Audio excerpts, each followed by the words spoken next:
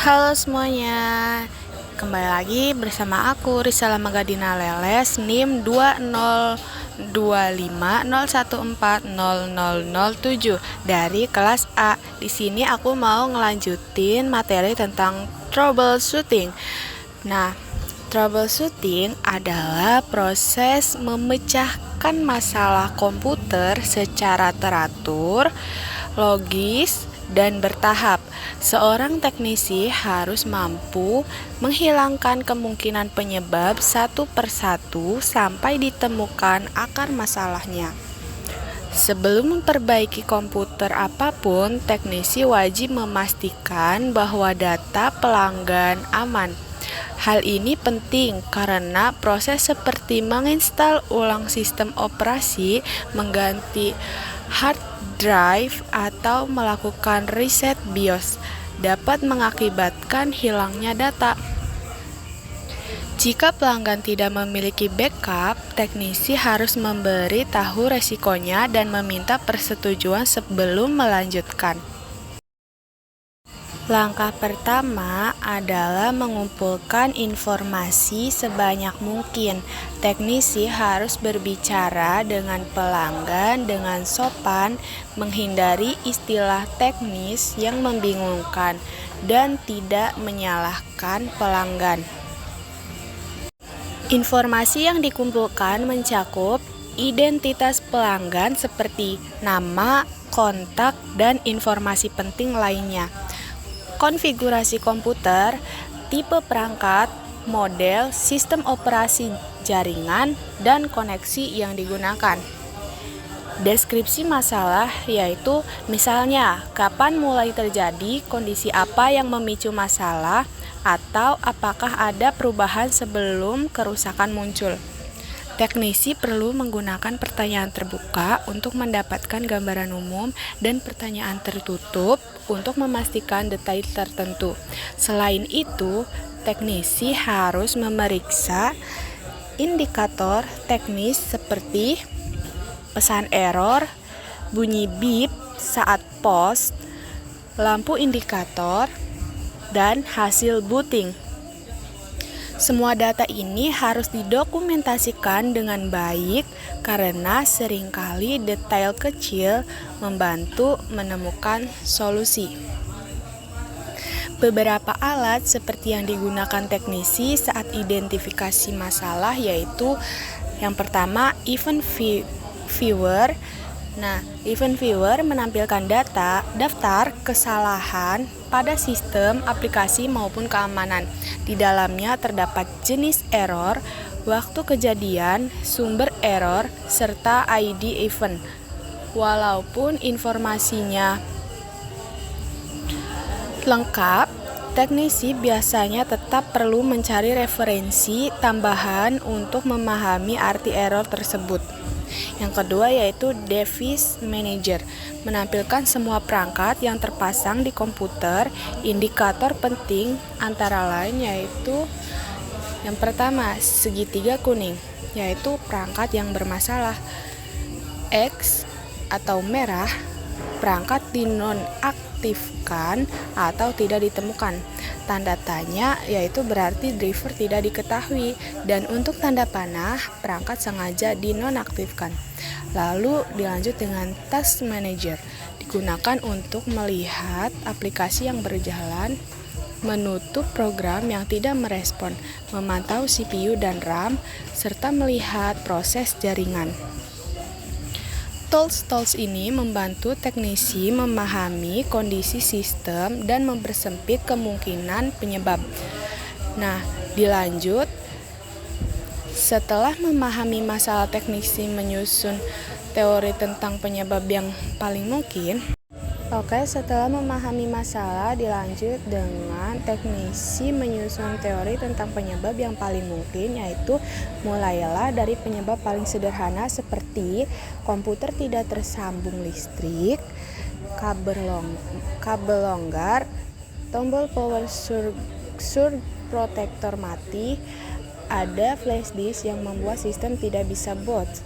Urutan bot di BIOS salah. Jika penyebab sederhana tidak cocok, teknisi bisa melakukan riset tambahan melalui internet, manual perangkat, forum teknis, atau catatan log. Dilanjut, langkah ketiga yaitu setelah teori dibuat, teknisi harus menguji teori satu persatu, dimulai dari yang paling cepat dan mudah. Contohnya, memastikan perangkat menyala, mengecek kabel power, menguji koneksi kabel eksternal, memastikan media boot berfungsi, memeriksa BIOS. Nah, jika teori yang diuji tidak menyelesaikan masalah, maka buat teori baru dan uji kembali. Jika masih belum berhasil, teknisi harus mengekskalasi masalah ke teknisi yang lebih ahli, sambil mencatat seluruh langkah yang telah dilakukan.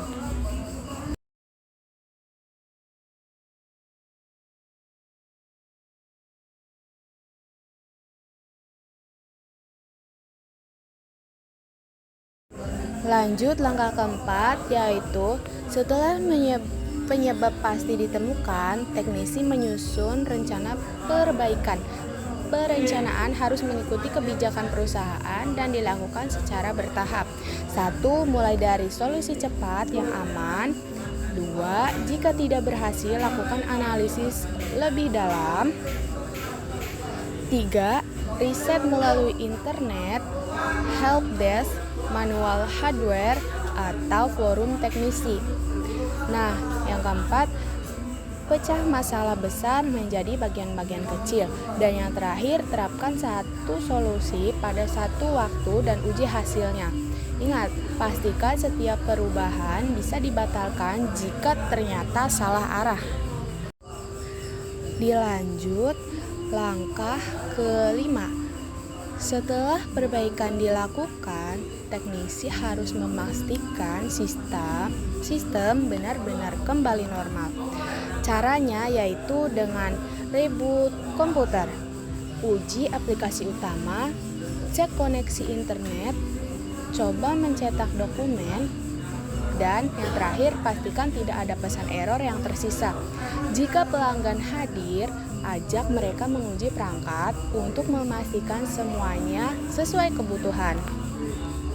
Langkah keenam, yaitu langkah terakhir, adalah mendokumentasikan seluruh proses, termasuk yang pertama ada deskripsi masalah, yang kedua ada langkah yang diambil, yang ketiga ada komponen yang digunakan, yang keempat ada durasi perbaikan, dan yang terakhir yaitu hasil akhir.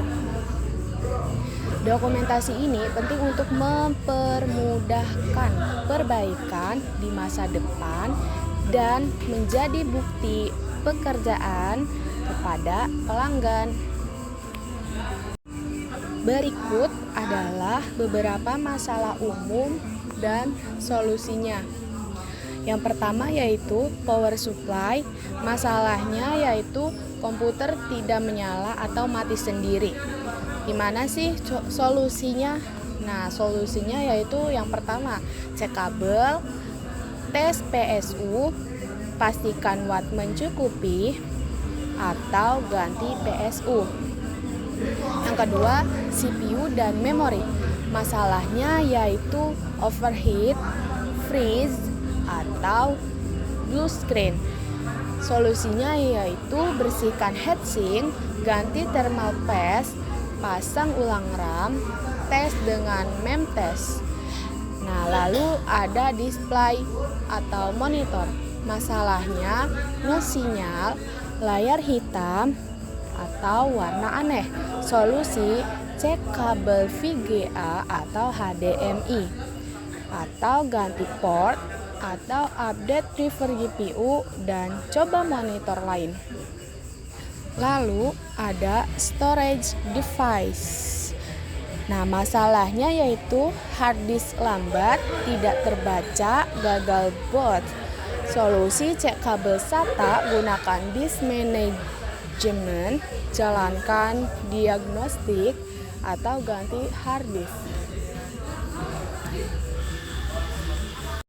Lalu ada motherboard dan internal. Masalahnya tidak post, bit error, port rusak. Nah, solusinya cek pemasangan komponen, reset BIOS, ganti komponen yang rusak.